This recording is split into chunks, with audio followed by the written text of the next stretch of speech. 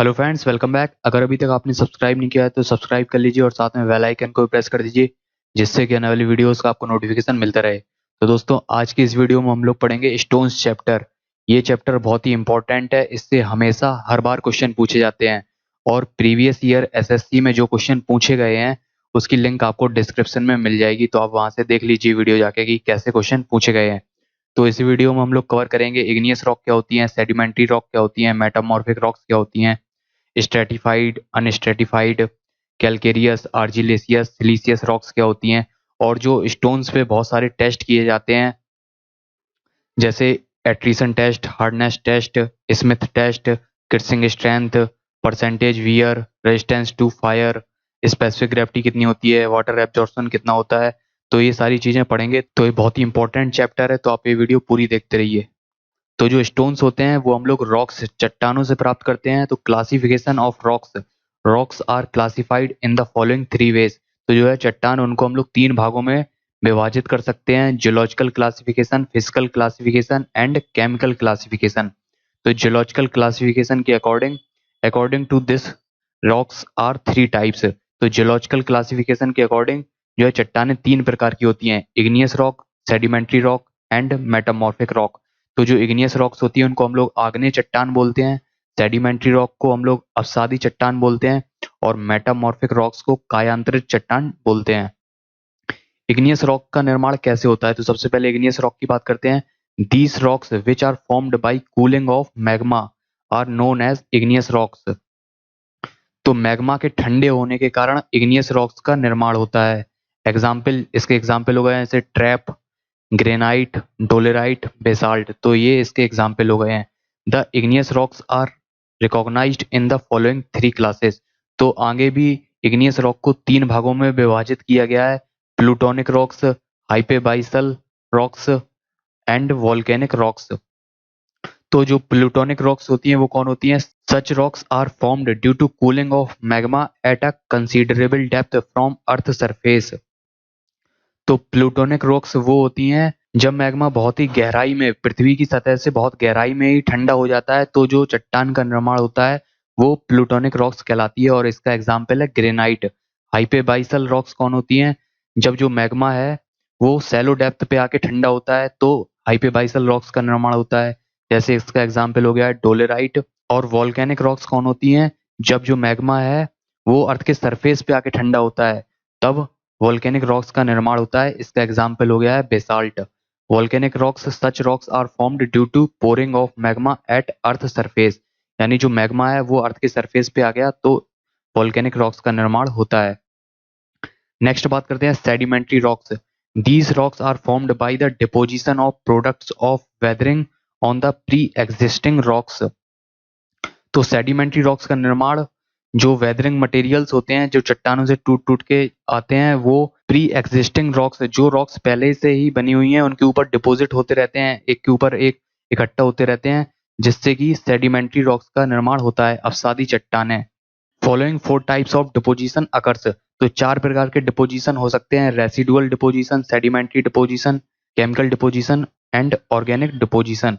तो residual deposition क्या होता है? जो वेदरिंग मटेरियल है, यानी जो चट्टान से टूटा हुआ मटेरियल है, वो पेरेंट रॉक पे वहीं की वहीं डिपॉजिट हो जाए, जहां से टूटा है वहीं डिपॉजिट हो गया, तो इसको हम लोग बोलते हैं residual deposit.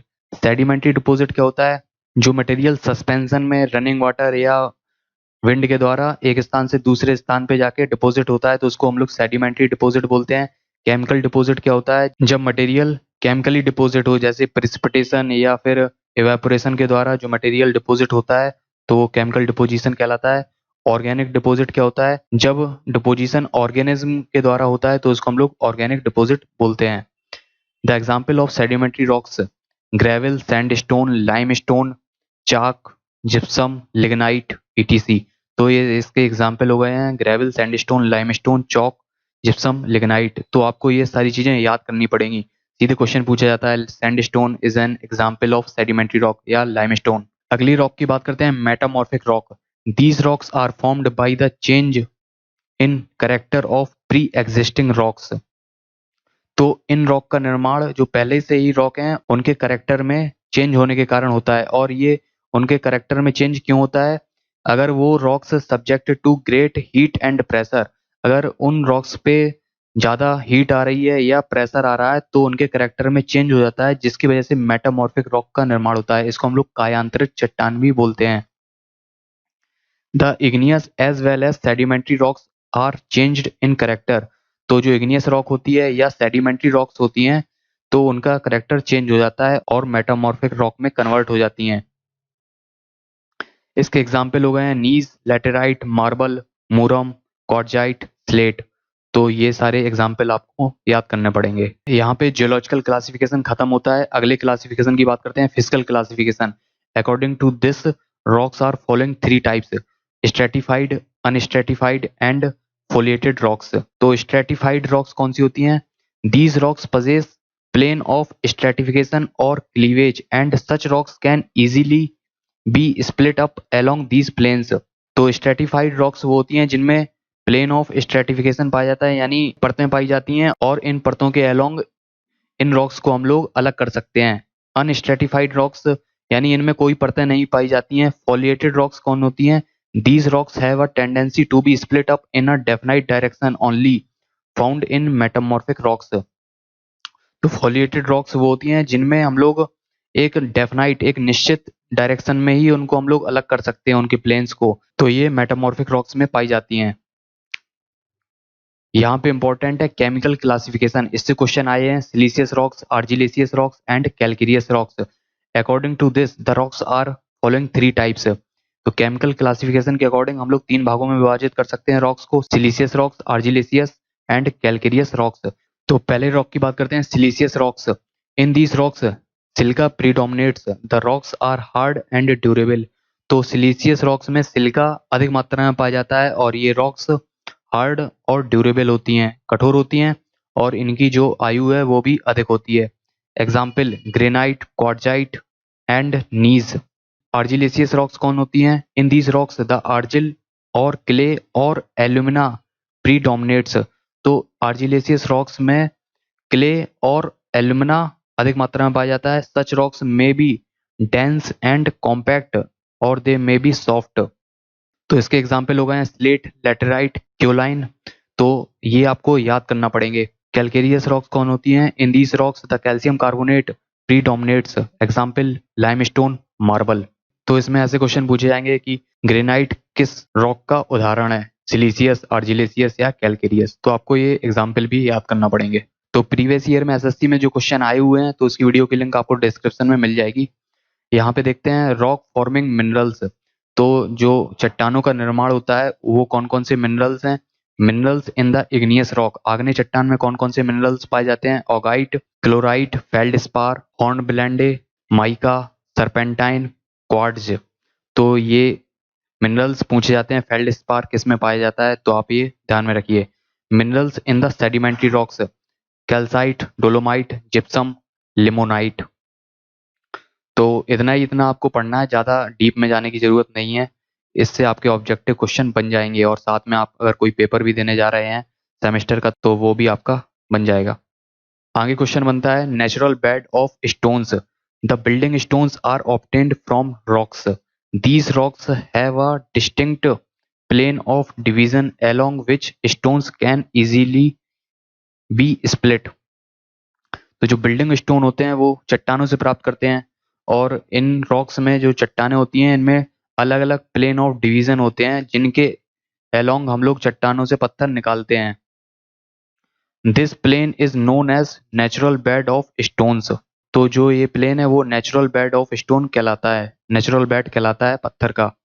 Importance in stone masonry, तब हम लोग पत्थरों से चिनाई करते हैं। The general rule to be observed is that the direction of natural bed of all sedimentary stones should be perpendicular और nearly so to the direction of pressure. जब हम लोग स्टोन मैसोनरी करते हैं, चिनाई करते हैं, तो जो नेचुरल बेड है स्टोन का वो लोड के परपेंडिकुलर डायरेक्शन में रखा जाता है। इस पे क्वेश्चन आया हुआ है एसएससी में 2 बार। Such an arrangement gives maximum strength to the stone work, जिसकी वजह से जो स्टोन वर्क हम लोग करते हैं उससे मैक्सिमम स्ट्रेंथ आती है।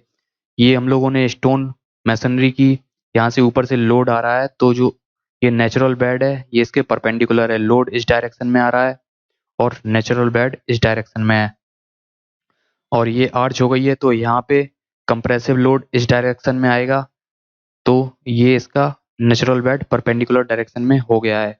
आगे बात करते हैं टेस्ट फॉर स्टोन्स, कौन कौन से टेस्ट किए जाते हैं। इसमें भी बहुत सारे क्वेश्चन पूछे गए हैं। Acid test, in this test stone placed in a solution of hydrochloric acid, तो इसमें पत्थर को हम लोग हाइड्रोक्लोरिक एसिड में रखते हैं।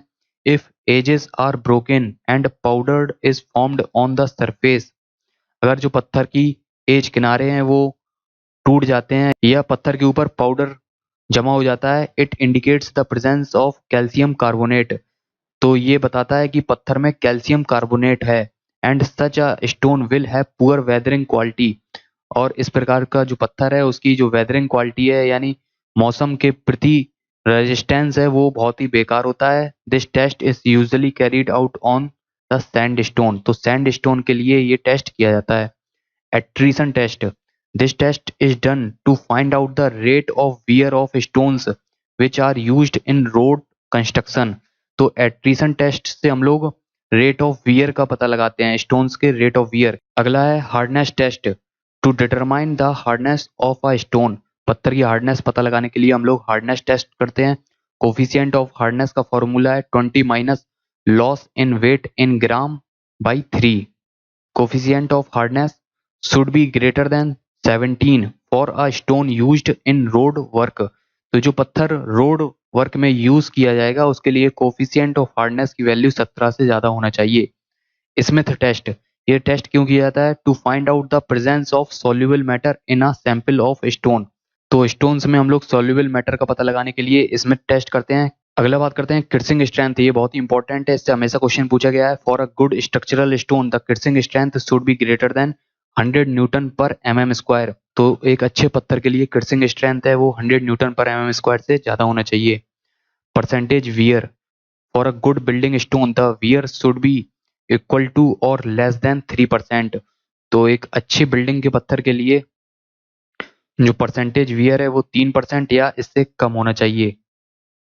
Resistance to fire, the limestone resist fire up to about 800 degree Celsius, तो जो लाइमस्टोन है वो 800 डिग्री सेल्सियस तक फायर को रेजिस्ट कर सकता है। And it then split into CaO and CO2, इसके बाद ये दो भागों में विभाजित हो जाता है, CaO and CO2।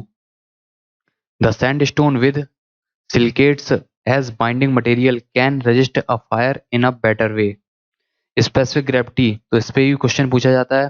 For a good building stone its specific gravity should be greater than 2.7। अगला टेस्ट है water absorption, for a good stone percentage absorption by weight after 24 hours should not exceed 0.6, तो 24 our पत्थर को पानी में डुबाने के बाद जो पत्थर है वो 0.6% से ज्यादा पानी नहीं सोखना चाहिए अपने वेट का। नेक्स्ट बात करते हैं स्टोन क्वेरिंग, पत्थरों की खुदाई, तो जो पत्थरों की खुदाई के लिए हम लोग टूल्स यूज करते हैं, एक्सप्लोजिव करते हैं यूज, तो वो कौन कौन से हैं। डिपर, पहला है dipper use to drill a hole to required depth, तो जो डिपर है उससे हम लोग एक होल बनाते हैं एक रिक्वायर्ड डेप्थ तक, जितनी हम लोगों को आवश्यकता होती है उतने गहराई तक हम लोग होल बना देते हैं डिपर की सहायता से। जंपर किस लिए यूज किया जाता है, use to make blast hole, तो जो हम लोग चट्टान में ब्लास्ट करेंगे उसके लिए जो होल बनाते हैं वो जंपर से बनाते हैं। एक्सप्लोजिव्स, कौन कौन से हम लोग एक्सप्लोजिव विस्फोटक यूज करते हैं, डायनामाइट हो गया, गन पाउडर हो गया, तो जो गन पाउडर है वो मिक्सचर होता है चारकोल, साल्ट पीटर होता है, KNO3 and sulphur. Dressing of stone, तो ड्रेसिंग क्या होती है पत्थर की, the stone after being quarried are to be cut into suitable size and with suitable surfaces, this process known as dressing of stones, तो जो हम लोग पत्थर खोदते हैं वो उबड़ खाबड़ होते हैं, अब उनको हम लोगों को एक सही शेप में बनाना है, सही साइज में बनाना है, और उसकी जो सरफेस है वो भी सही रखनी है, तो cut into suitable size and with suitable surfaces, तो ये कहलाती है ड्रेसिंग ऑफ स्टोन। यहाँ पे बात करते हैं common building stones in India, तो कौन कौन से पत्थर इंडिया में पाए जाते हैं और उनका कहाँ कहाँ पे यूज होता है। Basalt and trap, hard and tough होता है। रबल मैसोनरी, फाउंडेशन वर्क में यूज होता है। Granite, hard and durable, bridge, piers, column, exterior facing of buildings. कंकर, इम्प्योर लाइम स्टोन होता है, manufacture of hydraulic lime. Laterite ये पोरस होता है। Building stone, stone masonry. Quartzite hard and brittle होता है। रिटेनिंग वॉल, रोड मेटल में इसका हम लोग यूज कर सकते हैं। Slate, dam proof course DPC में यूज कर सकते हैं। रूफ कवरिंग मटेरियल स्लेट का यूज कर सकते हैं। Sand stone available in different colours, तो इसका यूज करते हैं एस्लर वर्क या कार्विंग में। तो दोस्तों इस वीडियो में इतना ही, मिलते हैं अगली वीडियो में। Thank you.